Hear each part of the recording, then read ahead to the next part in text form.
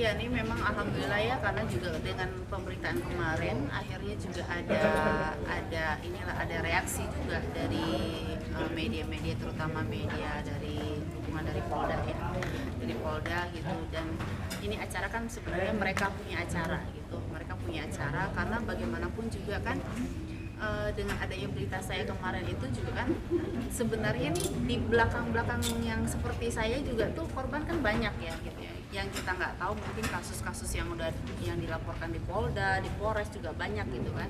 Nah mungkin ini juga salah satu aware-nya dari pihak kepolisian juga gitu kan, mereka juga mendukung acara seperti ini gitu ya. Saya hadir di sini hanya sebagai ya narasumber yang memang mengalami gitu, memang saya mengalami korban dan juga peristiwa yang kemarin saya laporkan kan, ini memang masih satu warna lah gitu. Jadi ya udah, saya juga pengen tahu juga gitu kan, ini sebenarnya secara hukumnya nih bagaimana gitu.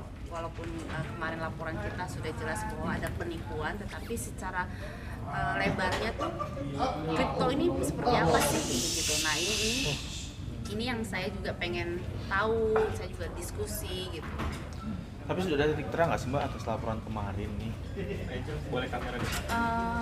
Titik terang sih ya nanti pihak kuasa hukum aku sih yang memang yang bekerja, yang mengikuti seperti apa gitu. Kayaknya sih ya mungkin kemarin kita udah tahap sampai saksi dari pihak saya sudah selesai.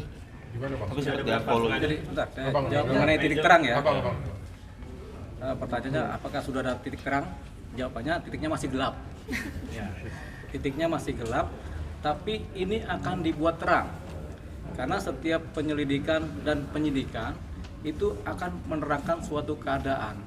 Apakah keadaan ini keadaan yang melanggar hukum apa tidak, itu dulu. Kalau dalam penyelidikan diterangkan bahwasanya sudah terang ternyata keadaan ini adalah potensi melanggar hukum, tentunya dari tingkat penyelidikan dinaikkan menjadi tingkat penyidikan.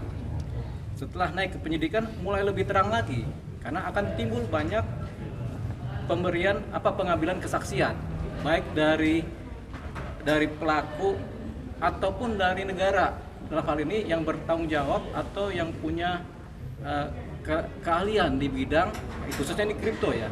Jadi mungkin dari kepala Bapepti, mungkin wakilnya atau ahlinya untuk dimintai keterangan, atau dari ahli hukum pidana dimintai keterangan, bahkan ahli bahasa, ahli kontrak itu dimintai keterangan, supaya ini menjadi terang dan kompleks, jadi komprehensif. Nah dari sini setelah terang, baru ketika terang ini menjadi terang pidana, potensi pidana, barulah ini apakah ini bisa disampaikan ke wilayah persidangan untuk disidang oleh hakim, apakah ini bisa diputus sebagai sesuatu yang bersalah atau tidak, nanti biar di pengadilan yang menentukan. Tapi kalau pertanyaannya apakah sudah terang, jawabannya masih gelap menuju terang. Biasanya habis gelap terbitlah terang. Kira-kira Upaya apa lagi semua yang mungkin dilakukan?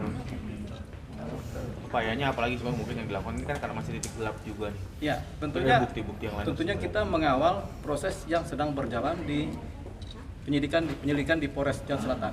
Kita kawal terus. Bahkan setiap ada kebutuhan tentang data, kita siap memberikan masukan data. Kira-kira kita mengawal terus supaya perkara ini berjalan secara baik.